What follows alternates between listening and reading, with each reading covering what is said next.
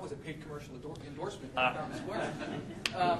Next question. We've got about 10 minutes left. So any more questions we have for the panel? Remember, this could be on industry issues, or it could be as simple as, Jerry, so at your house, is it Purex or is it Tide? What do you use? Good luck with questions. Right. Right. Yes. My name is Lam. Hey guys, my name is Lam. I'm from Miami University and a graduating senior. So I'm looking at as an approach of coming into college, getting done in college, and basically moving on to professional life. What would happen basically? How do you guys see consumer marketing develop in the next 10 years?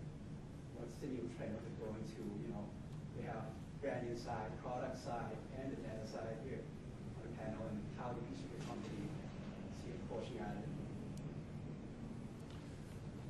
I'll go, and then I'm sure my colleagues can jump in. But I think we see it being much more about a collaboration of what used to be a distinct functions working somewhat in silos, and bringing those expertise, experts together on a much more purposeful and collaborative basis early on in the development of ideas, and then pushing them all the way through to the marketplace. So, clearly there are emerging capabilities like digital that are growing in its prowess in terms of engaging with consumers and people around the world. But I think in a former life, we used to have kind of the consumer marketing people who would go out and understand the consumer. They would then send their insights over to the the marketing community, who would develop an interesting concept, who would then turn it to the design community to think about how do I design it on a package, and then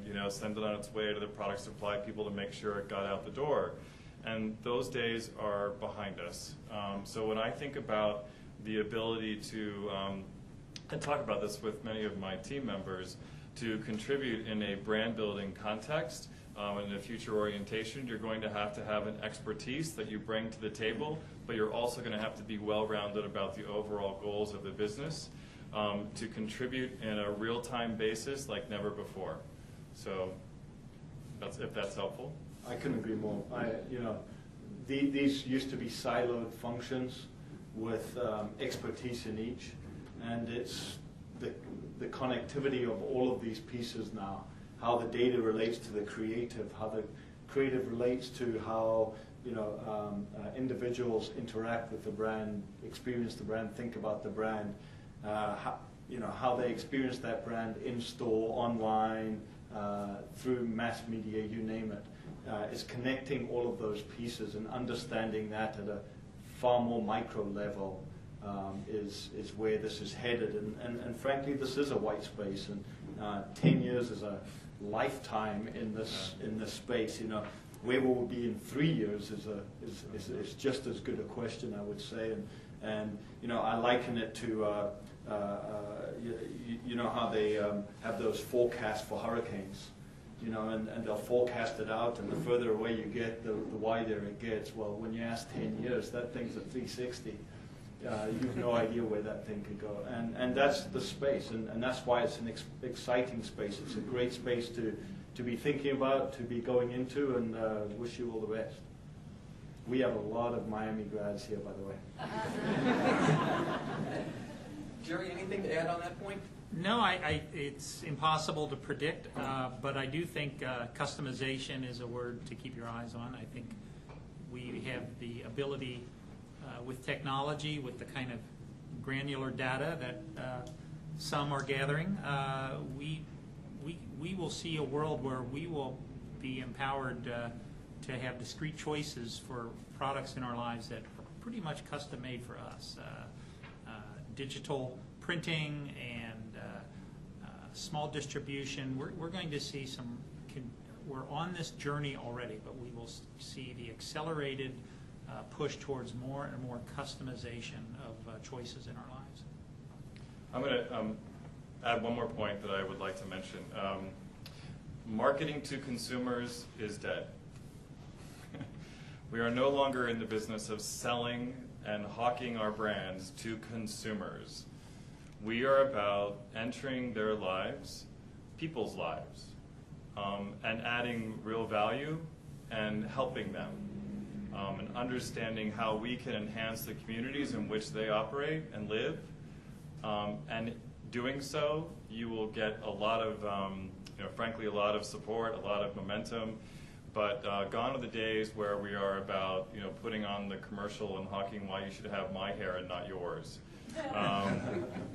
So I think that's a real shift when you think about consumer understanding, when you think about, we call it the path to purchase, where are the areas where we can intercept and enhance and build positively in their life, and also about the purpose of brands. We have a lot of our brands that are exploring this notion of, yes, there's a benefit that consumers will buy or people will buy from us, but how are we truly enhancing their life and enhancing the community in which they live? And people are making much more discerning choices on a global basis in terms of the brands that they associate themselves with and who's doing good in the world. And doing good can be good business, but I think it's a real shift, and with that comes a dynamic shift in almost every aspect of brand building. And if I just connect that conversation to Jerry's, how does that brand, Phil just talked about, how do you experience that? How do individuals experience brands differently? And the way you exploit that or leverage that is through customization. And that customization takes the forms of not only the product itself, but also the media. And customization from a media standpoint is without question before us. And whether that takes a digital form or whatever form that takes, this customization is everything from how you experience a brand yourself and how we can affect that and customize that for you as individuals. That's where we're going, and that's why the space is so exciting and new, and why you need all this component data to bring it all together.